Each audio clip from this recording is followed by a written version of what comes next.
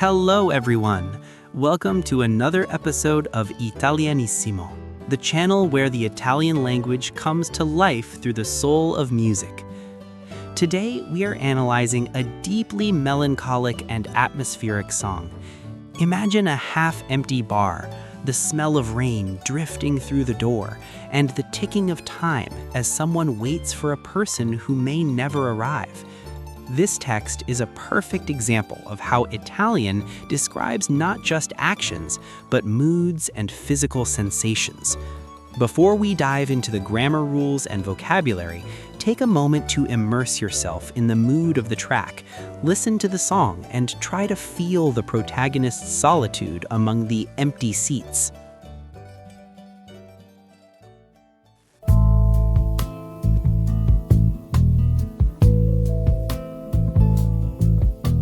Soli in questo bar, il telefono tace da ore, sulla tovaglia ho disegnato piccoli cerchi gialli e rossi. Aspetto che la porta si apra, il mio cappotto grigio pesa sulle spalle, forse ho sbagliato il giorno. O forse il coraggio mi ha tradita. Ti amo,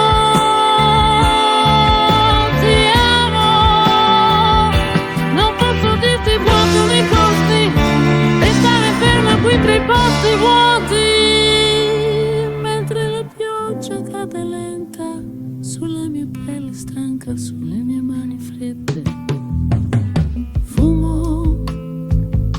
Una sigaretta amara, il fumo sale verso il soffitto, guardo la strada bagnata dal vetro appannato, persa, confusa. Il tempo scivola via come acqua, le scarpe nuove mi fanno male, nessun messaggio arriva, nessun rumore di passi si avvicina. Ti amo,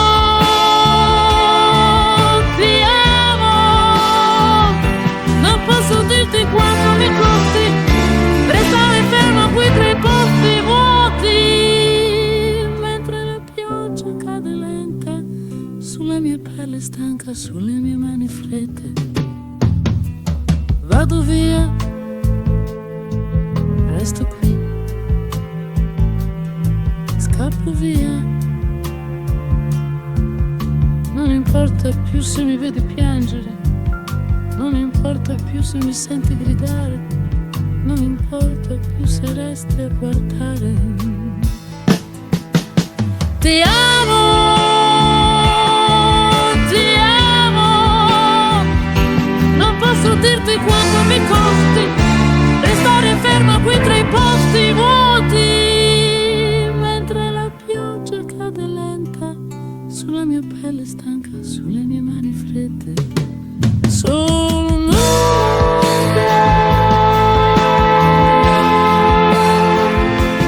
nella sera,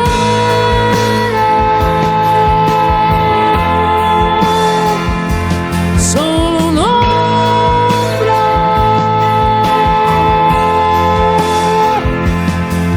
addio, addio.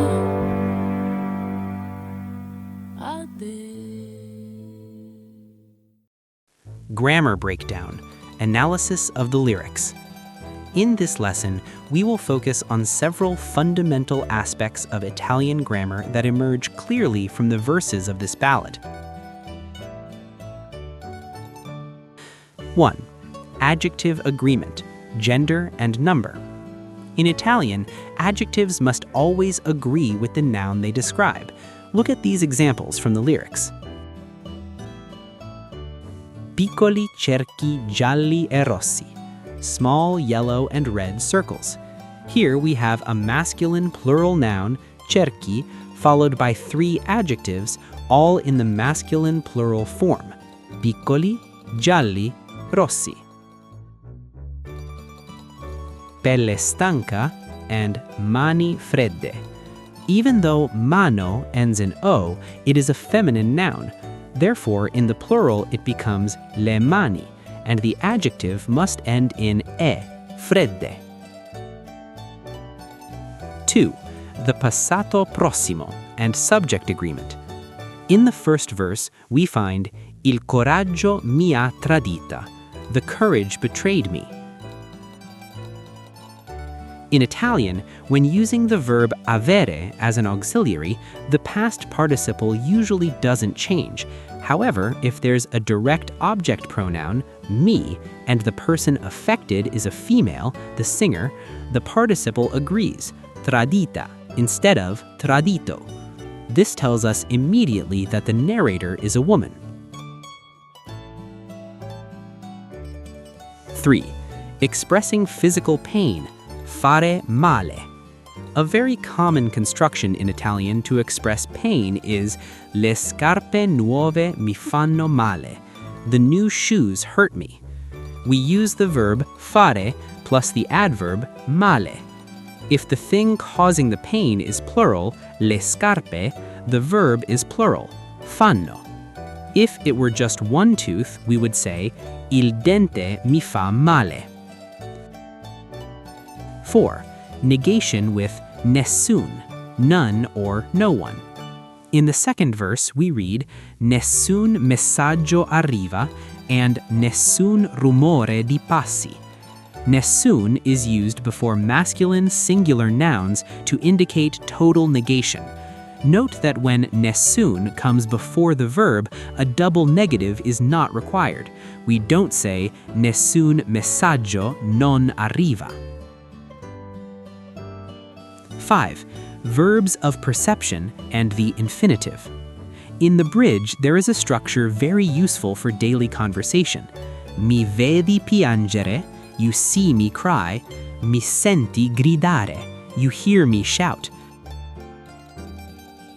After verbs of perception like vedere, to see, or sentire, to feel, the following action is expressed directly in the infinitive: piangere, gridare, guardare. Exercise for you. Try to write a sentence in the comments using the structure non importa se, it doesn't matter if, inspired by your day. See you at the next lesson on Italianissimo. Ciao!